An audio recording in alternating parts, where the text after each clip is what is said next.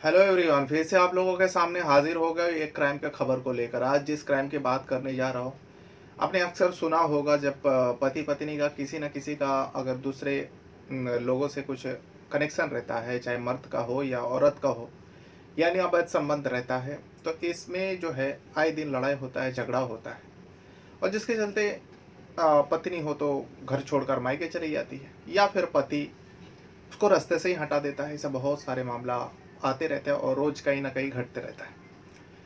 लेकिन आज जिस मामले को मैं सुनाने जा रहा हूँ, ये घटना जो है 28 अक्टूबर को होती है। यहाँ पर अवैध संबंध को लेकर जो है, जिस व्यक्ति का अवैध संबंध था, उस व्यक्ति एक नहीं दो नहीं कई सारी महिलाओं से था, लड़कियों से था। अब वो व्यक्ति जो होता है शादीशुदा होता है, इसीलिए उसका पत्नी, जैसे शुरुआत में भी बताया, पत्नी घर छोड़ के मायके जाकर रह रही थी और करीब 8 महीना हो चुका था पत्नी को मायके जाकर। लेकिन यहाँ पर वो व्यक्ति बड़ी आराम से अवैध संबंध को अंजाम देता रहा अलग अलग महिलाओं से। लेकिन इन सारे महिलाओं मिलकर उस व्यक्ति का पत्नी को मार डालते हैं। अभी आपको भी लग रहा होगा, यहाँ पति पत्नी का विवाद में जिसके जिन लोगों के साथ अवैध संबंध है, उन लोग क्यों मार डाला। वाकई पूरा कहानी सुनेंगे तो पुलिस को भी झांसे में ले लिया था। लेकिन जब रिपोर्ट आता है, पोस्टमार्टम का रिपोर्ट आता है, तब जाकर पूरा सच्चाई सामने आता है और कई सारे लोगों को इस मामले से जुड़े हुए हिरासत में लेता है। तो फिर आज मैं इसी कहानी को बताने जा रहा हूँ। दरअसल घटना है उड़ीसा प्रदेश का, और उड़ीसा का ही जो राजधानी है भुवनेश्वर, भुवनेश्वर में एक जगह लगता है भरतपुर। और इसी भरतपुर पुलिस थाने के अंदर एक और जगह लगता है। एरिया का नाम भी भरतपुर ही है और पुलिस थाने का नाम भी भरतपुर है। होता यूं है, 28 अक्टूबर को एक व्यक्ति दौड़े दौड़े भागा जाता है। भागकर भरतपुर पुलिस स्टेशन पे जाते हैं और जाने के बाद अपने पत्नी के बारे में बताता है, जो मेरी पत्नी जो है सुसाइड करने की कई दिनों से कोशिश कर रही थी, यानी आत्महत्या करने की कोशिश कर रही थी, और आज जो है उसने जहर खा लिया। तो अब सुसाइड जैसा मामला दर्ज हो जाता है, पुलिस थाने में दर्ज होता है। लेकिन वो जो है जहर खाई हुई थी, जैसा कि उस व्यक्ति ने कहा। उस व्यक्ति का नाम है कृष्ण कुमार दास। कृष्ण कुमार दास ने अपनी पत्नी के बारे में बताया, जो मेरी पत्नी ने जहर खा लिया और मैं उसे कैपिटल हॉस्पिटल में एडमिट कराया हूँ, जो उड़ीसा और भुवनेश्वर में ही है। अब कैपिटल हॉस्पिटल में जब पत्नी को लेकर गया, डॉक्टर का पूरा टीम उस महिला को चेक किया। उस पत्नी का नाम होता है शुभश्री। शुभश्री को पूरा चेक किया। चेक करने के बाद डॉक्टर को पता चल गया जो इस महिला की तो मौत हो गई। इस बारे में डॉक्टर का टीम पति को बताया, उस व्यक्ति को बताया, कृष्ण कुमार दास को। अब पति मगरमच्छ के आंसू बहाने लगे, पत्नी का मौत हो गया, सुसाइड कर लिया। अब जैसे कि मामला दर्ज हुआ था, पुलिस आया, और एक जैसे सुसाइड जैसा केस है तो पुलिस तो आना ही था, और पहले से ही वो कृष्ण कुमार दास ने रिपोर्ट जो दर्ज कराया था। पुलिस आती है, बॉडी के बारे में, बॉडी को चेक करता है, देखता है, और डॉक्टर का टीमों से बातचीत करता है। डॉक्टर का टीम से बातचीत करने के बाद पुलिस नतीजे पर पहुंचता है जो इस महिला का पोस्टमार्टम कराया जाए। अब पोस्टमार्टम तो होना ही था, क्योंकि नेचुरल मौत तो नहीं था, अननेचुरल था।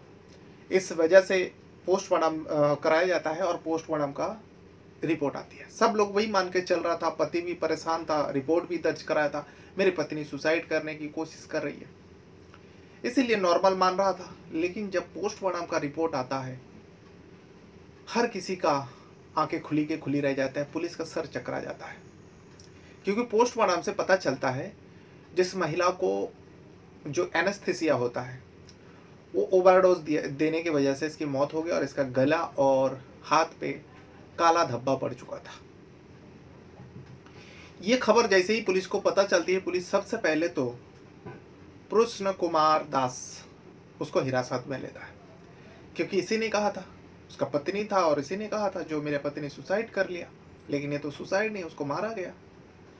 हाथ पे काला धब्बा, गले में काला धब्बा और एनेस्थीसिया का ओवरडोज। पुलिस जो है उस कृष्ण कुमार को हिरासत में लेता है।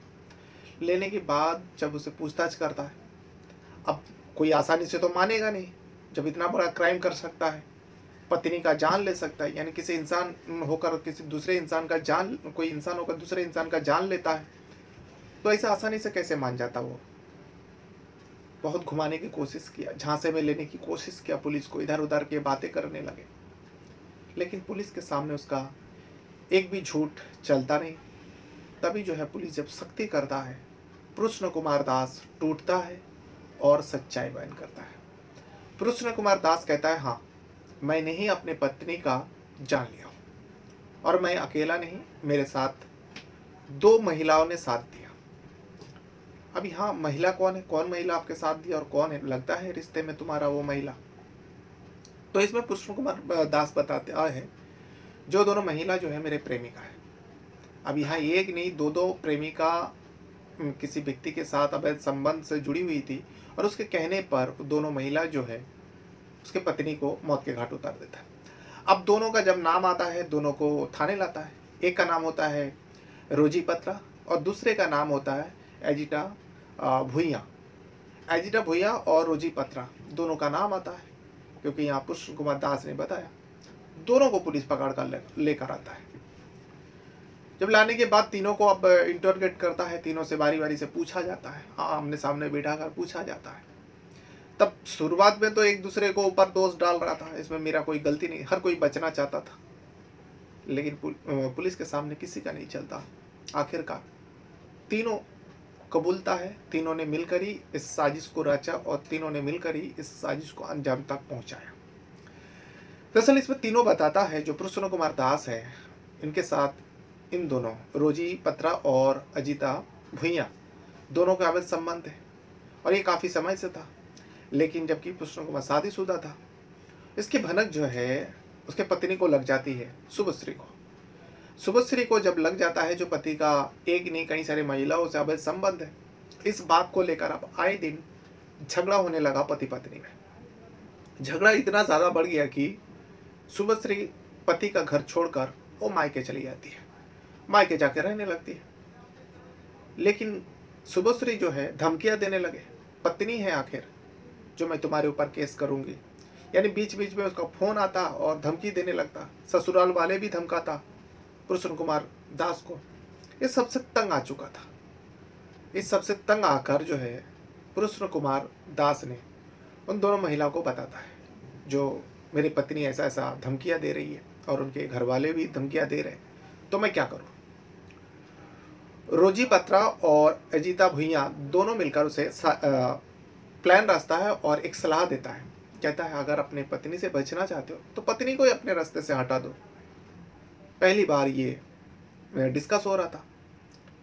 अब कृष्ण कुमार दास भी इन दोनों का बात मान जाते हैं, कहते हैं कि तुम पत्नी को मार दो, हम लोग तो है तुम्हारे साथ। तो कृष्ण कुमार दास ने उन दोनों का बात सुनकर तीनों मिलकर डिस्कस करता है और फैसला कर लेता है, जो हाँ, शुभश्री को मौत के घाट उतार देंगे। इसीलिए 28 अक्टूबर को वो अपने ससुराल जाता है कृष्ण कुमार दास, प्लान के तहत। जाने के बाद अपने पत्नी को बहला फुसला कर मीठी मीठी बात कर उसको झांसे में ले आते। अब घर ससुराल वाले भी मान जाते, चलो दामाद गलती एहसास कर रहे, गलती हो गया उससे। अब कोई भी लड़की का घर बस जाए, कौन माँ बाप कौन परिवार नहीं चाहेगा। शुभश्री के परिवार को भी लगा, चलो दामाद अब सुधर गया। दामाद की बात सुनकर शुभश्री को दामाद के साथ भेज देता है, यानी पति के साथ भेज देता है।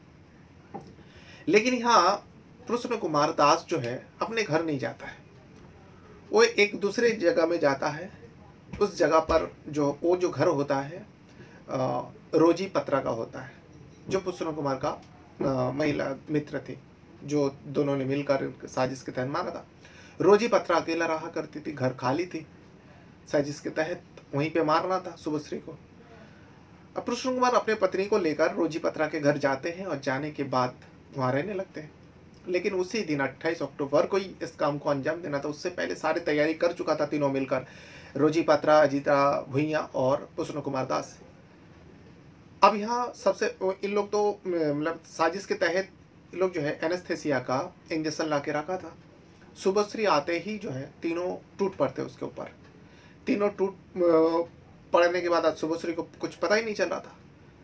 तभी उसे लग गया था जो इन लोग मुझे मार डालेंगे। तभी वो दोनों महिला जो है अजिता और रोजी, एनेस्थेसिया का इंजेक्शन ओवरडोज यानी सुई भर कर उसमें लिक्विड जो है एनेस्थेसिया का शुभश्री को लगवा देता है। 2 इंजेक्शन लगाते हैं, एक हाथ पर और एक कमर पर। अब ओवरडोज होने की वजह से शुभश्री का जो है कुछ ही पलों में वहीं पे मौत हो जाता है। अब मौत हो जाने के बाद यहाँ पर कृष्ण कुमार दास सबसे पहले तो भरतपुर पुलिस स्टेशन जाता है जो इस इलाका में आता है। जाने के बाद अपने पत्नी के बारे में बताता है जो मेरे पत्नी ने जहर खा लिया। वो कई दिनों से सुसाइड करने की कोशिश कर रहे। हम दोनों का पति पत्नी में ऐसी छोटी मोटी अनबन होती थी, इस वजह से वो जान देना चाहती थी, लेकिन आज जहर खा लिया। मैं अपने पत्नी को जो कैपिटल हॉस्पिटल है उसमें एडमिट करा के आया हूँ और पुलिस भी उसका रिपोर्ट दर्ज कर लेते हैं और यहाँ डॉक्टर का टीम बताता है जो इसका मौत हो गया। लेकिन पोस्टमार्टम का रिपोर्ट आने से ये पूरा सच्चाई खुलासा होता है जिस पर पुलिस का भी सर चकरा गया, जो किस तरीके से इन तीनों ने साजिश रचा था। और एनेस्थेसिया ऐसे कैसे मिल जाएगा, क्योंकि रोजी पत्रा और एजिटा भुइया जो है, जो दोनों महिला मित्र होता है कृष्ण कुमार दास का जिसके साथ अवैध संबंध, वो दोनों महिला जो है दवाई के दुकान में काम करता है, यानी मेडिकल में काम करता था। इस वजह से इन दोनों को एनेस्थेसिया लाने में कोई प्रॉब्लम नहीं और दवाई के बारे में थोड़ा बहुत जानकारी थी, इसीलिए आसानी से इन दोनों ने एनेस्थेसिया का दवा लाया और उस दवा को उस शुभश्री को लगवा देते हैं, जिसके चलते शुभश्री का मौत हो जाता है। इन दोनों को पता भी था जो ओवरडोज देने की वजह से दे दूंगा तो इसकी मौत हो जाएगा। तो इस तरीके से साजिश रचता है और उस साजिश को अंजाम तक पहुंच सकता है। फिलहाल इस मामले को लेकर पुलिस जो है तीनों को ऊपर, क्योंकि ये कल खुलासा होता है, 1 नवंबर को खुलासा होता है और आज 2 नवंबर है। 2 नवंबर को मैं ये वीडियो बना रहा हूँ आप लोगों के लिए। 1 नवंबर को खुलासा होता है तीनों को हिरासत में लेकर, और इस मामले से और कोई जुड़ा हुआ है कि नहीं, पुलिस जो है भरतपुर का पुलिस जो भुवनेश्वर के अंदर है और भी जांच कर रहे हैं और आगे का क्या क्या खुलासा होता है पता नहीं। लेकिन फिलहाल तीनों के ऊपर जो है ये कई सारे धारा लगाकर, मर्डर का धारा लगाकर BNS के तहत इन तीनों को हिरासत में लेकर लॉकअप में रखा। फिर कोर्ट पेश करेंगे, शायद आज ही कोर्ट पेश करेंगे और उसके बाद अदालत तय करेगा इन तीनों को क्या सजा दिया जाए। तो ये था वो पूरा कहानी। बहरहाल अपने साथ साथ अपना परिवार का भी बहुत ज़्यादा ख्याल रखिएगा और इस वीडियो को देखने के लिए आपका बहुत बहुत धन्यवाद करता हूँ। Thank you very much.